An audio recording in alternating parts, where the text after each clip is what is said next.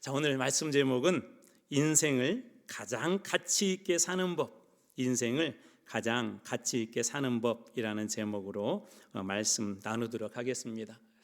종종 이렇게 저희 집 이야기는 아닌데 누군가로부터 이렇게 기쁜 소식이 들려올 때 직접 관계는 없지만 그래도 이렇게 기분이 좋을 때가 있습니다. 아무개 그분이 오랜 기간 동안 암으로 투병을 했는데 놀랍게도 기적적으로 암으로부터 이렇게 고침을 받았습니다 라는 그런 이야기를 듣는다거나, 또 아무개 집에 그 자녀가 사업에 너무나도 힘들었는데 하나님께서 최근에 은혜 주셔서 그 사업이 또 잘 풀리고 있다는 그런 이야기들, 기쁜 소식을 들으면 제 마음도 괜히 이렇게 그 마음속에서 기쁜 마음이 솟아납니다. 여러분, 복음이라는 것은 그런 것입니다. 왜 복음을 하나님께서는 우리 교회에 맡겨주시고 중요한 그런 사명으로 하나님께서 주셨을까요? 그것은 교회의 가장 중요한 일이기 때문에 복음을 맡겨주시고 사명으로 주신 것입니다.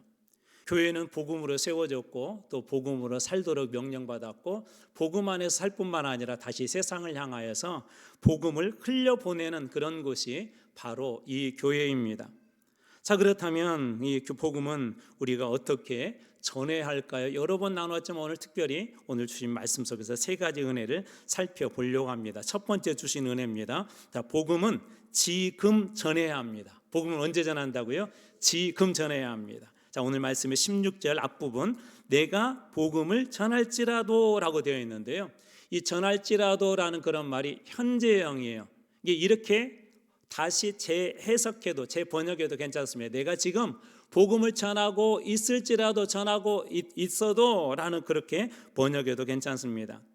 다시 말해서 이 사도 바울은 예수님의 그 명령대로 복음을 언제 전하고 있다는 거, 지금 내가 전하고 있다라고 그렇게 고백하고 있는 것이죠. 이 고백이 왜 중요하냐면 고린도 지역은 상업 지역이에요. 또 해상 도시입니다. 그래서 그곳에 많은 그런 무역하는 사람들이 왔다 갔다 하는 곳이기 때문에 이 상업 도시일 뿐만 아니라 쾌락의 도시예요. 근데 거기 하나 더, 이 그리스, 이 로마의 영향을 받아서, 그리스의 영향을 받아서 이 도시도 특별히 수사학이 많이 발전을 했어요. 그래서 일정한 공간에 모여서 서로 토론을 합니다. 내 의견이 옳다, 내 의견이 옳다, 이렇기 때문에 내가 더 괜찮아, 그런 토론을 하는데 어느 일정한 수준의 토론에 달하면 더 이렇게 말이 막힐 때가 있잖아요. 그러면 다음에 또 만나서 토론하자라고 그렇게 이야기를 합니다.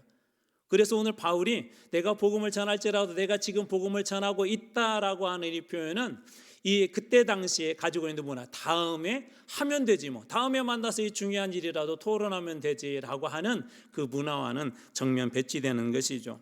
그런데 이 바울은 그렇게 세상이 이야기했던 그대로 다음에 하지가 아니라 지금 복음을 그렇게 전하고 있는 것입니다. 하나님의 일도 종종 미루기도 하고요, 중요한 일이라는 거 알면서도 미루기도 하죠. 여러분들 이렇게 건강검진 받으면 병원에서 솔루션을 줘요. 특별히 이제 40대, 50대, 60대가 넘어가면 내 의지하고 상관없이 이 몸에서 자연스럽게 이런저런 문제들이 하나둘씩 일어납니다. 자, 그 문제들이 일어난 거 어떻게 할 수는 없지만 그 문제를 지연시키고 더 크게 발전하지 아니하도록 하는 그런 솔루션들 이렇게 주죠. 어떤 분들에게는 기름진 음식을 좀 줄이십시오. 어떤 분들에게는 운동 안 하시죠? 운동하셔야 됩니다. 또 어떤 분들에게는 약주 많이 드시죠. 약주 드시면 지금부터는 큰일 납니다라고 그렇게 솔루션을 줘요. 자, 그러면 그것은 언제부터 해야 될까요? 언제부터 해야 돼? 그렇죠. 지금 당장 해야 됩니다. 지금부터 당장 시작해야 합니다. 왜 그러냐면 빨리 시작하면 시작할수록 그 문제를 쉽게 발생하지 않도록 더 빨리 미연에 예방할 수도 있고요, 또 발생할 수밖에 없는 문제를 할지라도 그것을 지연시켜서 오랜 기간 뒤에 내 건강이 최대한 그래도 건강하게 살 수 있도록 해주기 때문에 가장 중요한 것은 지금부터 해야 되는 것이죠. 이런 얘기 들어보셨을 것 같아요. 가장 중요한 세 가지 금이 있대요. 자, 아시는 분 대답하셔도 괜찮아요. 자, 감사합니다.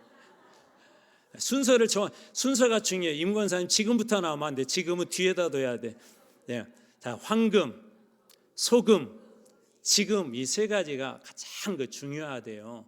이게 황금이나 소금은 뭐 지금도 뭐 귀하기도 하지만 옛날에는 정말 귀했었잖아요. 옛날에는 이 황금과 소금은 이 가치였었어요. 어떤 물질적인 아주 중요한 가치였는데 지금이라는 것은 그냥 시간이잖아요. 근데 이 하루, 지금 우리에게 주어진 예배 시간, 지금 가족들과 함께하는 그 시간을 뭐라고 이야기하냐면 지혜자들은 가장 소중한 것, 가치 있는 것 중에 하나다라고 그렇게 이야기합니다. 이런 얘기도 들어보셨을 것 같아요. 어느 날 남편이 아내를 골려주려고 퀴즈를 냈대요. 여보, 세상에서 가장 귀한 금 세 가지가 뭔지 알아? 제가 내볼게요. 세상에서 가장 귀한 금 세 가지가 뭐예요? 방금 알려드렸잖아요. 벌써 다 까먹었어요. 이제 여러분들처럼 골려주려고 했으니까 이 아내가 대답을 못한 거예요. 대답을 못하니까 이 남편이 너무나도 좋아하고 그것도 몰라면서 면박을 주면서 황금, 소금 뭐다고요? 지금이야, 그렇게 이야기를 했대요. 그랬더니 화가 난 그 아내가 남편한테 어떻게 복수하지? 여러분은 그렇게 하지 마세요. 어떻게 복수하지? 막 고민하다가 어느 날 기가 막힌 생각이 이렇게 떠올랐대요. 그러면서 여보, 당신이 지난번에 세 가지 금이 중요하다고 그랬는데 황금, 소금, 지금이 중요하다고 그랬는데 요즘은 바뀌었대. 뭔지 알아? 그러니까 남편이 이번에 당황하는 거예요. 아내가 얼마나 좋겠어요. 그때 이렇게 이야기했답니다. 현금, 지금, 입금, 그렇게 얘기를 했대요. 이게 얼마나 이렇게 기분이 이제 통쾌한 거예요. 아내 입장에서 복수를 딱 해줬잖아요. 이번에 또 남편이 한 번 또 이렇게 당해가지고 어떻게 우리 아내에게 복수를 하지 하고 며칠 후에 문자를 아내에게 넣었는데 이렇게 넣었대요. 방금, 쬐금, 입금, 그렇게 집어넣었다는 거예요. 그건 기억 안 하셔도 괜찮아요. 여러분, 세상에서 가장 귀한 금은 지금인 줄로 믿습니다.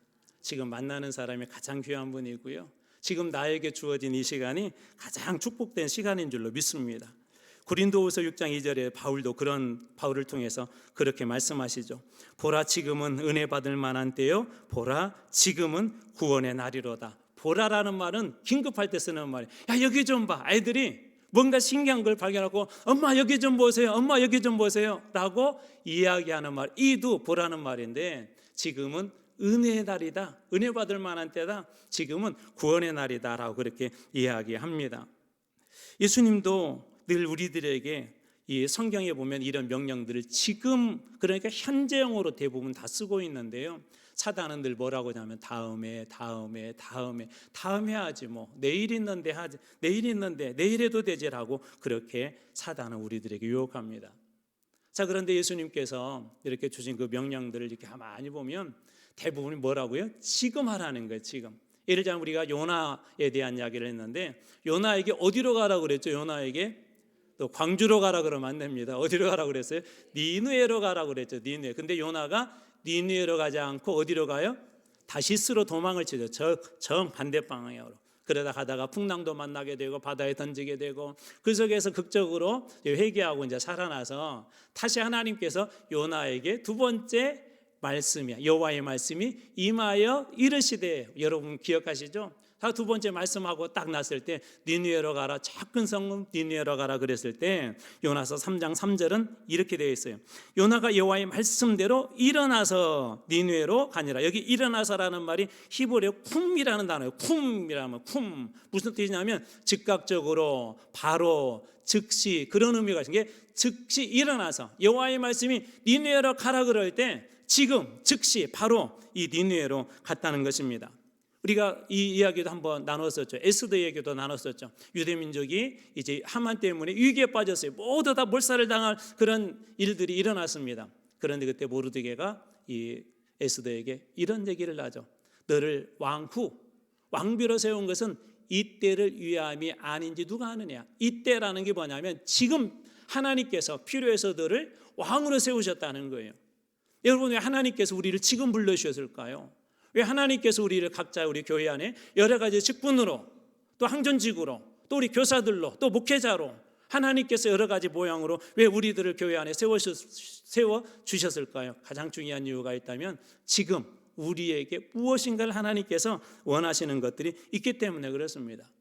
자, 아말렉과 전쟁을 이렇게 하고 있는데, 여호수아가 전쟁하고 있는데 그 높은 산에 누가 올라가죠? 모세와 아론과 훌, 이 세 사람이 올라가죠. 모세가 이렇게 두 손을 들고 기도했는데 기도하는 게 너무 힘들어서 팔이 내려왔는데 저 밑에 싸우는 걸 보니까 지고 있는 거예요. 자, 그때 모세가 그러는 거야. 너무 힘들다. 저기 밑에 싸움도 힘들지만 나 두 손 들고 있는 것도 힘들어. 다음에 기도할게. 그랬다면 아마 그 싸움에서 여호수아와 이스라엘은 완전히 패했을 거예요. 때때로 어떤 기도는 지금 필요할 때가 있습니다. 때때로 어떤 수술이 당장 필요한 것처럼 때때로 어떤 기도의 자리, 복음의 자리는 지금 당장 필요할 수가 있다는 거예요. 그래서 지금이 중요하다는 것입니다. 오래전에 제가 이렇게 주일학교 교사로 있었을 때 이 교사들 부흥에 이렇게 참석을 한 적이 있었어요. 그곳에 오신 분이 이런 간증을 하나 해주셨습니다. 부산에 가면 아주 유명한 주일학교가 유명한 교회가 있어요. 교사들이 새벽부터 일어나가지고 집에 가서 잠자는 애기도요, 이게 업고 나와요. 진짜 실제로. 진짜라니까 별로 안 놀라시는 것 같아요. 아이들이 집에 있으면 전부 다 집에 가고 문을 두드리고 깨워서 업고 오고 막 세수시키고 자기 차에 태우고 오고 아침부터 그렇게 해서 애들이 1000여 명, 2000여 명 가까이 아이들이 모여요. 어린아이들이 이렇게 모여요. 그런데 그 중에 한 교사의 그 간증이 참 지금도 제 마음속에 기억에 남습니다. 한 아이가 이렇게 주일날 예배에 나와야 되는데 예배에 나오지 않았대요. 그래가지고 혹시 무슨 일이 있나 보다 그렇게 그냥 지나쳤대요. 두 번째 주가 되었는데 또 안 나왔대요. 그래서 집에서 어떤 일이 있어서 또 못 나오나 보다. 세 번째 주도 네 번째 주도 그렇게 해서 이런저런 핑계를 대고 다음에 한번 가보지 그러다가 어느덧 두어 달이 이렇게 지났대요. 너무 안 오니까 이제 어쩔 수 없이 이렇게 신방을 딱 갔는데 똑똑 문을 두드리고 아무개 집이죠. 그랬더니 어떤 분이 이렇게 딱 나오더래요. 그래서 이렇게 보니까 그 엄마가 한테 아무개 엄마 아세요? 네, 그러더래요. 그래서 저는 어느 교회 이 교사인데 아동부 교사인데 이 아이가 나오지 않아서 이렇게 찾아왔어요. 그랬더니 그 엄마의 말씀이 뭐라고 말씀하냐면 막 갑자기 우시더래요. 그러면서 2달 전에 아이가 교통사고를 당해갖고 죽었다는 거예요. 근데 그런 사실을 아무도 모르고 교회에서도 모르고 그래서 이 교사의 고백이 뭐냐면 평생 자기 마음속에 그게 무거운 짐이었다고 합니다. 어떤 것들은 때때로 지금이라는 순간을 놓쳐버리게 되면 우리는 가장 중요한 것들을 잃을 수도 있습니다. 사람의 목숨, 인생이라는 걸 어느 누구도 우리 장담하지 못하잖아요. 우리가 걸어가는 그 걸음 어느 누구도 내가 장담하며 나는 내일 건강하게 내일 하루를 보낼 거야. 건강한 사람도 하루아침에 무너지기도 하고 쓰러지지 않습니까? 그래서 오늘 주님께서 우리에게 뭐라고 말씀하시냐면 가장 중요한 순간이 뭔지 아니? 지금이야. 지금을 잘 살아가는 게 중요해. 가장 중요한 것이 무엇인 줄 알아? 가장 중요하게 가치 있는 것이 무엇인 줄 알아? 지금 그 영혼의 그 복음을 전하는 것이야라고 오늘 말씀을 통해서 이야기하고 있는 것이죠. 자, 그렇다면 이 복음은 언제까지 전해야 될까요? 2번째 주시는 교훈입니다. 복음은 평생의 사명이에요. 일시적으로만 지금만 의사로서 혹은 군인으로서가 아니라 세상에서는 어떤 일정 기간 동안의 정년 기간이 있지만 복음을 전하는 것은 이 퇴직이 없다는 것입니다. 오늘 말씀의 16절 그 다음 말씀입니다. 자랑할 것이 없음은 내가 부득불할 일임이라. 부득불이라는 뭐죠? 부득불 당연히 마땅히 꼭 그런 의미죠. 이게 어떤 의미가 있냐면 이런 의미예요. 부득불이라는 말이 내 영혼 깊숙한 곳에 주신 피할 수 없는 사명. 여러분 피할 수 없는 자리들이 있죠. 여러분들도 예를 들자면 아무개 엄마, 우리 자녀들이 태어나면 그 관계는 피할 수가 없죠. 나중에 DNA 검사하면 아무리 그 관계를 끊으려고 하더라도 그 혈연적인 그 관계는 결코 피할 수 없는 것처럼 부득불이라는 것은 내가 예수 믿고 구원받았다면 나는 이 자리를 결코 피할 수 없다라고 그렇게 이야기하고 있는 겁니다. 이때 당시에 바울은 나이가 많았어요. 오랜 기간 동안 고난과 박해와 투옥 그런 것들을 반복적으로 살고 있어 힘들고 어려운 시기였어요. 이제 나이가 많다면 세상에서는 무엇 해야 돼요? 퇴직을 해야 되죠. 퇴직한 후에 보통 뭐라고 말씀드리죠? 그동안 애쓰셨으니까 이제는 좀 편히 사세요. 여행도 다니면서 사세요라고 그렇게 이야기하지 않습니까? 근데 사도 바울은 나이가 많음에도 불구하고 뭐라고 얘기하냐면 나는 자랑할 것도 없습니다. 왜냐하면 이건 부득불, 내가 나이를 많이 먹었어도 꼭 해야 될, 반드시 해야 될, 피할 수 없는 일이기 때문에 그렇습니다라고 그렇게 이야기합니다. 종종 시골 같은 곳에 가면 연로하신 분들이 많이 이렇게 사시죠.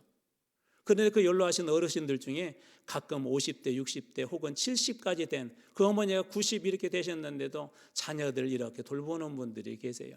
몸이 약하니까 자녀가 일을 할 수가 없으니까, 큰 사고를 당해가지고 젊을 때 사고를 당하고 꼼짝할 수가 없으니까 이 어머니가 90세면 뭐죠? 이제는 편안히 누군가의 밥상을 이게 받고 그렇게 살아야 될 뿐 아닙니까? 누군가의 보호를 받고 살아야 될 뿐이 아닙니까? 그런데 그 자녀와 엄마의 관계를 끊을 수 없는 거예요. 바로 그것이 부득불이라는 그런 말입니다. 사도 바울은 그래서 사도행전 20장 24절에서 이렇게 고백을 하죠. 그것이 얼마나 중요한지 쉬운 성경을 읽어드리겠습니다. 그러나 나는 내 모습을 아깝게 생각하지 않습니다. 예수님께로부터 받은 사명, 곧 사람들에게 하나님의 은혜의 복음을 전하는 일을 다 마칠 수만 있다면 말입니다. 자기 목숨을 아깝게 생각하지 않는데요, 예수님께 받은 평생 사명, 이 복음을 위해서 사람들에게 은혜의 복음을 전하는 일을 다 마칠 수만 있다면, 그것이 내가 내 목숨을 다 바쳐서 다 마칠 수 있다면 내 목숨은 괜찮습니다. 그만큼 목숨보다도 그는 이 복음의 사명을 평생의 사명으로 알고 귀중하게 생각했던 것이죠. 지난번에 우리 붕어빵전도 이렇게 오셔서 수고해 주시고 은혜 나눠했더니 박봉당 장로님 그 책을 하나 이렇게 해서 붕어빵 전도행전이라는 책이 있는데 그 책의 서문에 참 은혜가 되는 글귀가 있어서 여러분들에게 소개합니다. 그 내용이 첫 번째 이렇게 시작해요. 수명이 연장되고 고령화 사이로 들어서면서 인생의 후반전을 어떻게 살 것인가.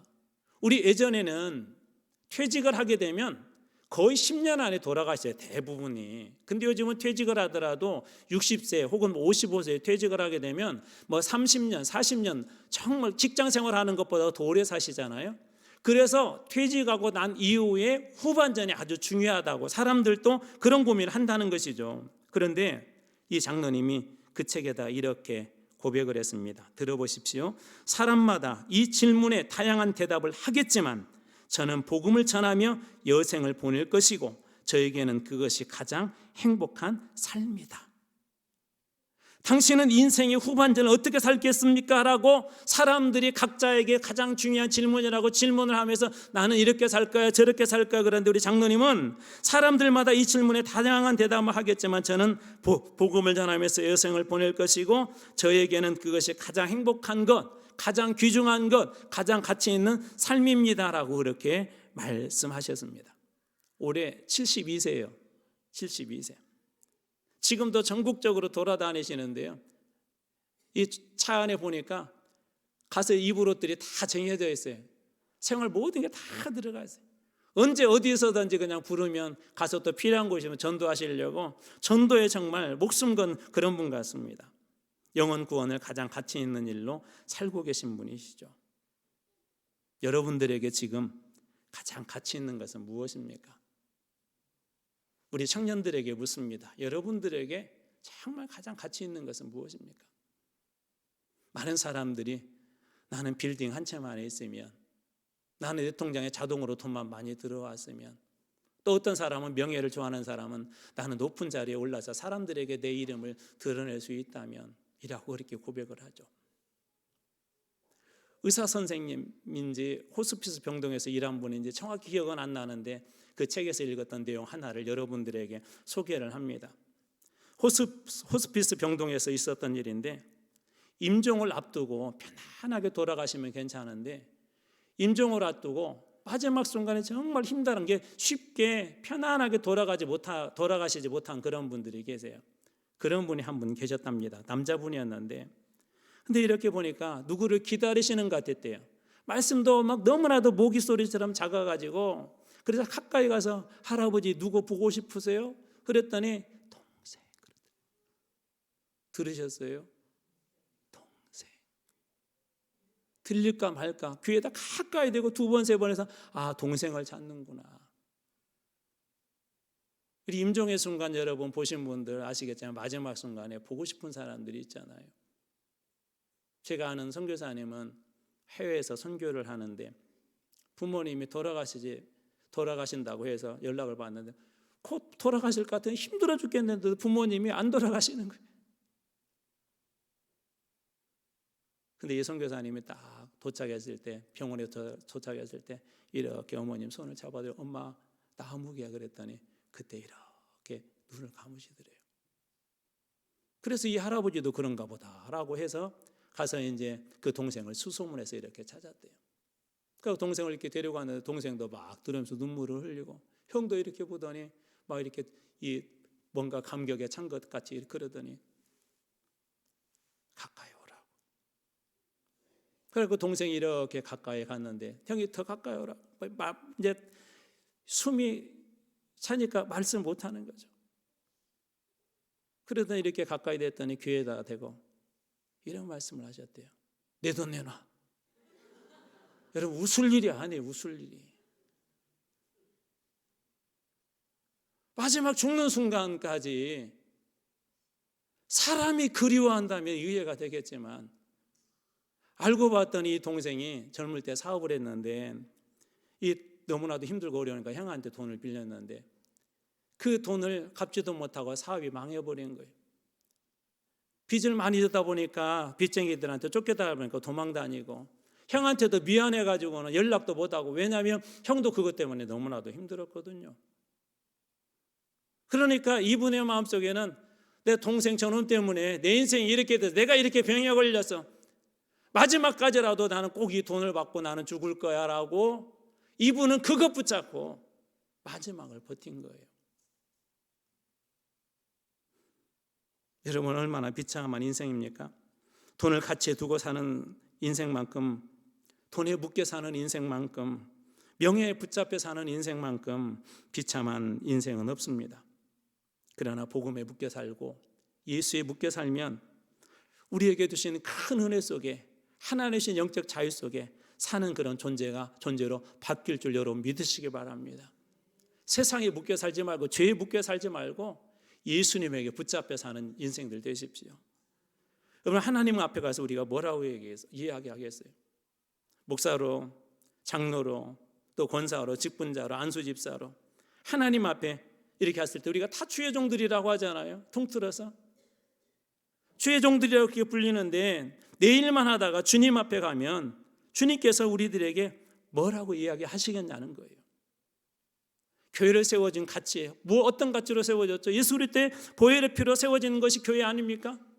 예수님이 그 보혈의 피로 용서받은 그런 존재들 우리들 아닙니까? 예수님은 가장 귀중한 가치를 우리들에게 내어주시고 교회를 세워주시고 그 교회로 다시 이 세상에 그렇게 복음이 되라고 내보내셨는데 주님은 한 영혼보다도 천하가 귀하다고 그렇게 말씀하셨는데 오늘 말씀이 우리들에게 주는 교훈이 그렇다면 무엇이죠? 평생 해야 될 가장 가치 있는 것은 사람을 살리는 일이에요.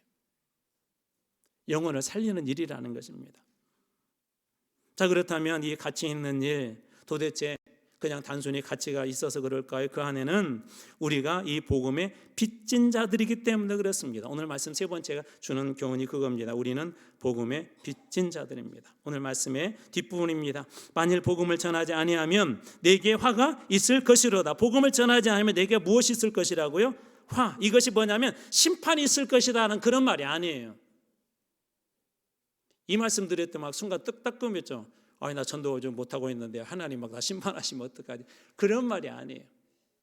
이건 뭐냐면 마음이 괴로워서 견딜 수 없는 것을 얘기해요. 여기서 화라는 것은 어떤 하나님의 심판이 아니라 내가 마땅히 해야 될 일을 하지 못해서 마음이 괴로워서 견딜 수 없는 그런 거. 아까 그 동생처럼 아마 동생은 평생 견디지 못했을 거예요. 형한테 내가 빚을 갚아야 되는데 형이 나 때문에 저렇게 어려워졌는데 때때로 그런 생각도 들었을 거예요. 형이 나 때문에 어쩌면 저 병에 걸렸을 텐데 그럴 때 마음이 괴로운 것처럼 내가 갚아야 하는데 갚지 못해서 느끼는 내적인 그런 괴로움이 바로 그것입니다. 사도 바울은 늘 그런 빚진 자의 삶으로 살았죠. 로마서 6장 14절입니다. 헬라인이나 야만인이나 지혜 있는 자나 어리석은 자에게 다 내가 빚진 자로다. 내가 빚진 자로다. 사도 바울은 빚진 자의 심정으로 살았대요. 그런데 불행하게도 우리는 무엇을 잘 기억하죠? 여러분들에게 제가 한번 질문을 해보겠습니다. 속으로 대답해 보십시오. 여러분들이 남의 준 것과 남에게 받은 것 둘 중에 어떤 걸 더 많이 이어가세요? 솔직히 속으로 한번 대답해 보세요. 내가 누구에게 이만큼 해줬어요. 내가 어떤 사람에게 요만큼 받았어요. 이 둘 중에 어느 것을 더 잘 기억하고 계세요? 대부분은요. 왜 서운하다고 하죠? 왜 그 사람 밉다고 하죠? 내가 이만큼 줬는데, 내가 저만큼 줬는데, 내가 이렇게 저한테 잘해줬는데, 내가 너희들 키울 때 어떻게 키운 줄 알아? 나 밥 제대로도 못 먹고 먹고 싶은 고기도 못 먹고 너희들 키웠을 때 내가 요만큼 해주었는데, 우리는 대개 해준 것은 잘 기억을 해요. 바늘 하나 준 것도 기억을 해요. 그런데 큰 선물 받은 것도 어느 순간 잊어버립니다. 남에게 준 건 바늘처럼 작은 거 하나도 기억하는데, 어떤 사람이 큰 빚을 져서 회사가 넘어갈 그런 상황이 있었습니다. 이런 상황들이 있으면 되게 돈을 안 빌려주죠. 친한 친구들도 또 늘 거래했던 사장님들도 다 거절하는데, 여러 곳 수십 곳 다니다가 한 곳 가던데 사장님이 그냥 어렵다고 하니까 그 이유도 묻지 않고 그냥 거기서 얼마가 필요해요 라고 그 필요한 액수를 이분이 다 빌려주셨어요. 그래서 깜짝 놀랐대요. 아니 사장님, 제가 왜 필요한지, 또 어떤 상황인지, 또 얼마만큼 또 우리 회사가 어려운지 그런 얘기를 듣고 사장님이 빌려줘야지 왜 그렇게 빌려줘요 그랬더니, 이 사장님 말씀이 자기도 이렇게 사업을 하다가 어려운 적이 있었대요. 똑같이 이제 당장 이 돈을 막지 못하면 부도가 나서 회사가 이제 없어지는데, 그때 여러 곳 자기도 다니면서 뭐 친구들로 친한 친구 또 늘 거래했던 이 업체들 찾아갔는데 다 거절하는데, 한 분이 똑같이 묻지도 아니하고 따지지도 않고 필요한 액수를 다 빌려줬대요. 그러면서 이렇게만, 이거 갚지 마세요. 깜짝 놀랐더니 아니 왜 갚지 말라고 그래요? 그랬더니 그분 말씀이, 나중에 언제 갚으시냐면 혹시 지금 당신처럼 힘든 사람이 나타나서 좀 도와달라고 할 때 묻지도 말고 따지지 말고 그 사람한테 주십시오. 그것이 나에게 갚는 것입니다. 남의 얘기라 별로 감동을 안 하시네. 여러분 쉬운 일이 아니잖아요. 제가 그 얘기 한번 했나요? 저는 대학교 때 후배한테 10,000원 빌려준 게 지금도 생각나요. 아직까지 못 받았어요. 여러분 100-200만 원도 아니고요, 수천만 원, 수억을 그렇게 여러분 빌려주었는데, 여러분 그것을 내가 빌려준 거, 받은 건 기억 못한다니까요. 빌려준 거 돈 10,000원도 기억하는데 수천 수억을 어떻게, 근데 다 잊어버려. 나중에 그런 사람 나타나면 갚으십시오. 갚으십시오. 여러분 우리도 어떤 의미에서 복음의 빚진 자들 아닙니까? 사도 바울처럼 빚진 자들 아닙니까? 18세기 노예 선장의 이야기를 여러 번 들으셨을 거예요. 세상에서 가장 어두운 일을 하는 사람이었었고, 노예를 잡아 유럽에 팔던 노예선의 선장이었었고, 돈을 벌기 위해서 많은 사람들을 죽여야 했었고, 사람들을 물건처럼 취급해야 했고, 그 사람들이 말을 한다면 때리고, 그 사람들의 고통을 주는 그런 피도 눈물도 없는 그런 양심마저 잃어버린 그런 사람처럼 보이던 그 사람이 어느 날 대서양 한복판에서 폭풍우를 만납니다. 어렸을 때 들었던 기도하면 하나님 들어주는데 그 이야기가 생각나서, 폭풍우 속에서 모두 다 죽게 된 그런 상황에서 그가 난생 처음으로 나쁜 일만 했던 그가, 노예선장의 선장이었었고 피도 눈물도 없고 양심도 없었던 그가 하나님 앞에 기도합니다. 하나님 제발 살려주십시오. 그럴 때 하나님께서 그를 살려주시죠. 죽음이 두려웠고 침몰 직전의 배에서 하나님께서 그를 살려주셨고, 그날 그는 그곳에서 예수님을 인격적으로 만나게 됩니다. 그리고 훗날 자신의 과와 죽음에서 건져주신 예수 그리스도와 그분의 복음의 빚진 자가 되어서 평생 빚을 갚기로 그가 결단을 하고 이 사명자의 길로 그가 들어섭니다. 바로 그 유명한 나 같은 죄인 살리신 주 내 놀라워라고 하는 찬송에 그 썼던 바로 존 뉴턴이라는 그런 분입니다. 사랑하는 성도 여러분, 우리도 누군가가 우리에게 복음을 전해줬기 때문에 자기의 돈도 드리고 시간도 드리고 하나님 앞에 기도도 하고 그렇게 누군가가 우리에게 복음을 전해줬기 때문에 오늘 우리가 이 자리에 있는 것입니다. 그분들이 때로는 한 달, 두 달, 1년, 2년 혹은 몇 년 동안 기도하고 끊임없이 우리에게 복음의 씨앗을 뿌렸기 때문에 오늘도 예수 안에 있는 것이죠. 우리는 누구나 다 그럼에도 불구하고 복음을 전하는 일들은 두렵습니다. 그런데 제가 깨달은 게 하나가 있어요. 여러분, 하려고 하고 하나님 앞에 지혜를 구하면 여러분 어렵고 힘든 일도 해결할 수 있도록 하나님께서 지혜를 주시는 분이심을 믿으시기 바랍니다. 저희 교회 권사님이 지난번에 현장 전도를 이렇게 하다가 부동산에 갔는데 거절을 당했어요. 거절. 전도해야 돼. 어떻게 할까? 근데 머릿속에 지혜를 딱 주셨어요. 저분에게 가서 우리 집에 있는 이 땅을 좀 부탁해야 되겠다. 팔아달라고. 뭐 공식적으로 왔다 갔다 할 수 있잖아요. 하나님 지혜를 주신 거예요. 이발소에 갔는데 거절을 당하면 어떻게 하면 돼요? 어떻게 하면 돼요? 말하지 않아도 알아요. 그래서 가서 제 머리 좀 깎아주세요. 음식점 가서 거절 당하면 어떻게 하면 돼요? 맞아요. 우리는 투자도 안 하고 그분은 사실 바쁘잖아요. 그 시간에 돈 벌어야 할 시간이잖아요. 좀 가서 팔아주고 가서 그렇게 해줘야 이야기도 이렇게 이어지고 이야기하다 보면 속마음도 나오고 또 나오다 보면 그분의 인생에도 누구도 넘을 수 없는 절망적인 얘기 나올 때 같이 그분의 마음으로 눈물로 기도해 준다면 그분을 정말 하나님께서 살아주기를 원한다면 그 가정이 정말 살아나기를 원하는 간절한 마음으로 하나님 앞에 아뢰다면 하나님께서 그 영혼의 마음 바꿔주시지 않겠어요? 그리스도의 사랑을 지옥은 이길 수 없습니다. 복음을 사단의 어떤 권세도 이길 수 없습니다. 저는 여러분들이 이 복음과 그리스도의 사랑 붙잡고 주님 저에게도 지금 평생의 사명으로 이 복음의 자리에 가라 하실 때 갈 때 하나님 가장 가치 있는 영혼 구원하는 일에 저도 쓰임받기를 원합니다라고 기도하여 갈 때 하나님께서 여러분들을 통하여서 한 영혼을 구원하여서 천국을 선물로 주는 또 놀라운 역사들이 일어나게 될 줄로 믿습니다.